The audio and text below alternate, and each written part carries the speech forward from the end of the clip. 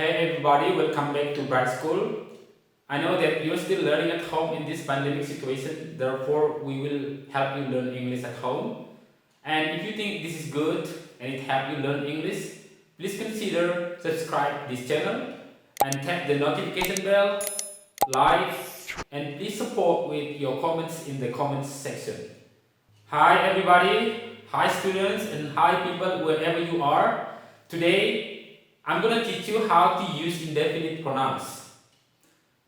An indefinite pronoun is a pronoun that refers to a person or a thing without being specific. It means that we are not sure who is that person.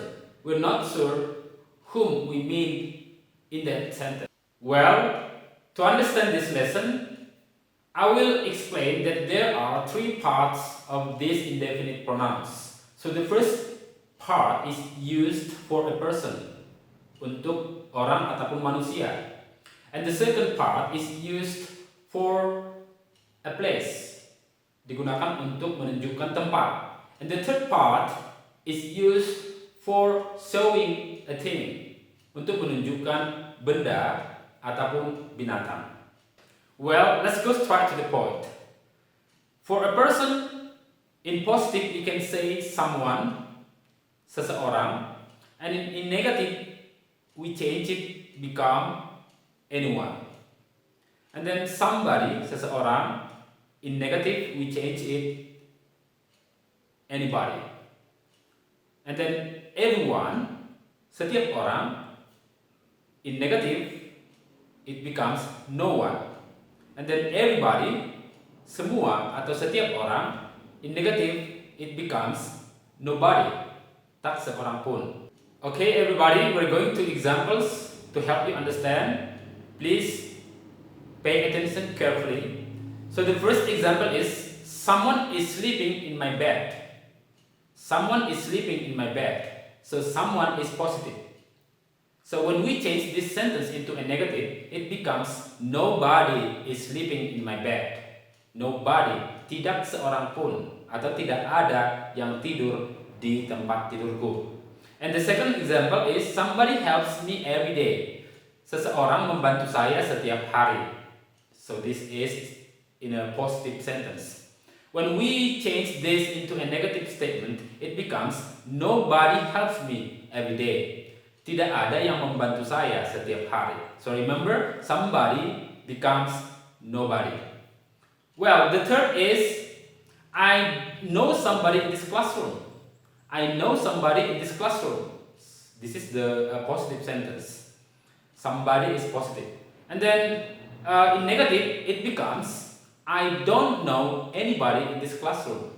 Saya tidak mengenal siapapun di kelas ini. So somebody becomes anybody. And then number 4 is I will tell your secret to somebody.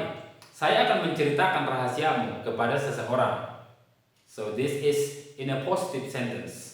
So when we change this sentence into a negative verb, it becomes I will not tell your secret to anybody. Saya tidak akan menceritakan rahasiamu kepada siapapun. Okay, next number 5 is I have something to eat. I have something to eat. Saya mempunyai sesuatu untuk dimakan. So in that sentence we find something. It is a positive. And then into a negative we change it, I don't have anything to eat. So something becomes anything. Saya tidak mempunyai apapun untuk dimakan.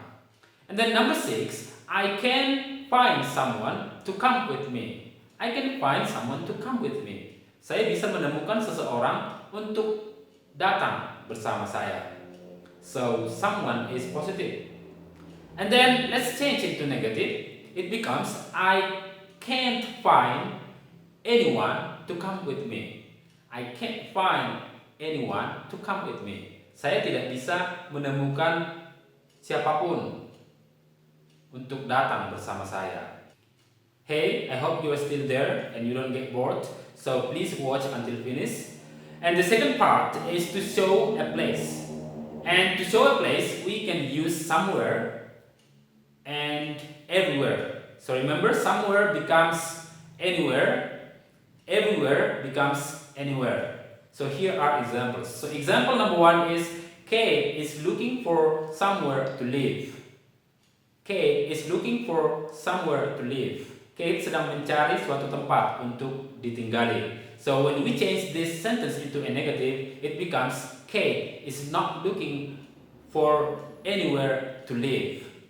Kate tidak mencari tempat kemanapun untuk ditinggali. Okay, so the second example is I would like to go somewhere this summer. I would like to go somewhere this summer. Saya akan pergi ke suatu tempat di musim panas ini.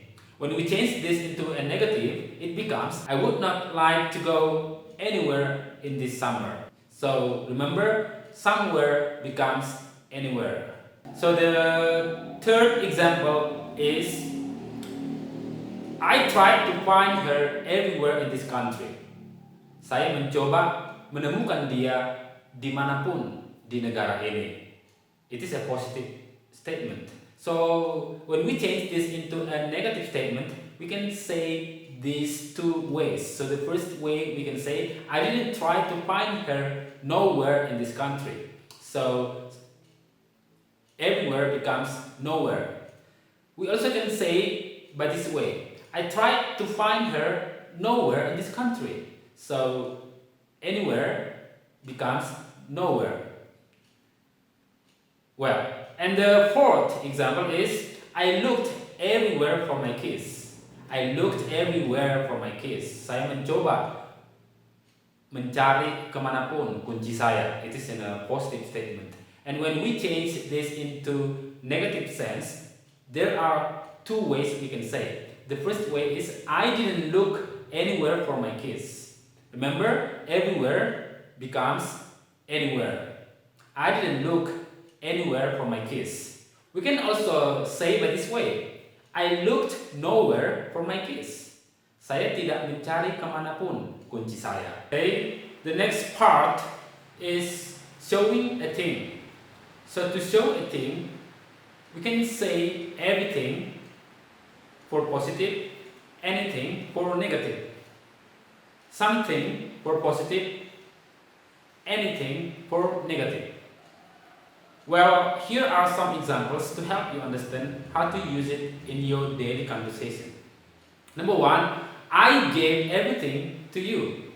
Saya memberikan segala sesuatunya untukmu. When we change this sentence into negative, we make I didn't give anything to you. Saya tidak memberikan apapun kepadamu. But we can also use this one, I gave nothing to you. Saya tidak memberikan apa-apa kepadamu. Okay, here is the second example. He got everything from me. Dia mendapatkan segala sesuatunya dari saya.